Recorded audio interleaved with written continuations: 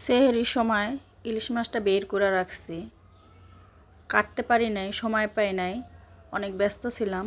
4-5 ঘন্টা পরে দেখি ইলিশ মাছটা এতটা নরম হয়ে গেছে, তাড়াতাড়ি করে ছাদে চলে গেছি ইলিশ মাছটা কাটার জন্য।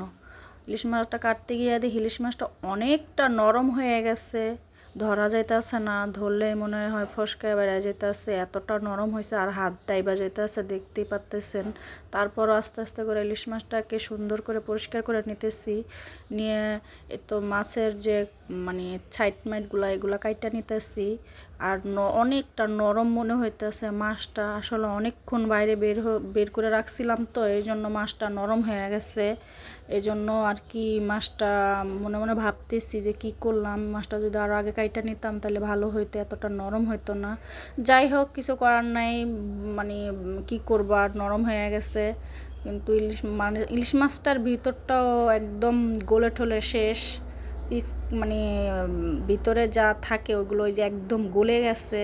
তারপরও কি করব, কিছু করার নাই।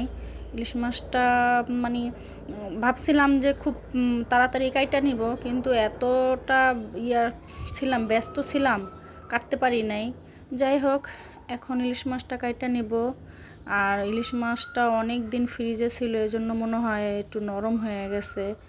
এক তাও আছে, মোটামুটি চলে। তো ইলিশ মাছটা আমি পিস পিস করে নিতেছি, আজকে ইলিশ মাছ রান্না করব। আর আমার মেয়ে বলতেছিল ভাজি খাবে, ওরে ভাজি করেও দিব। আর টমেটোটা ইলিশ মাছ ভুনা করব। আমি কাঁচকলা খুঁজছি, বাজারে পাইলাম না ভালো। ইলিশ মাছ দা কাঁচকলা দা অনেক খাইতে ভালো লাগে।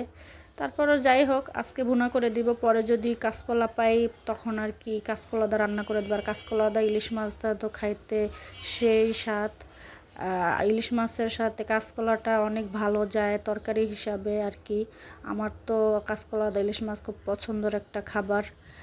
তো এই তো ইলিশ মাছটা আমার কাটা শেষ। এখন এই মাথাটাকে ভালো করে কাটে নিব। আর মাথাটা ভাবতেছি একটু লতি দিয়ে রান্না করব।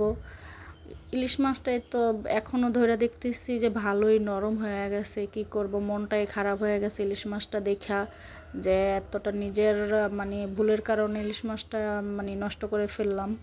কিছু করার নাই, কি করবার, এটাই খাইতে হবে। নরম হয়ে গেল, ফালাই দেওয়া যাবে না, খাইয়ে নিব।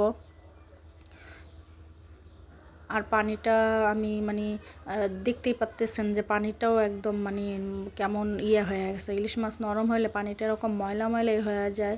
আর ফ্রেশের ইলিশের যে একটা অন্যরকম একটা স্বাদ থাকে, ওটা আর কি পাওয়া যাইতো না। কিছু করার নাই, কি করব, ভুল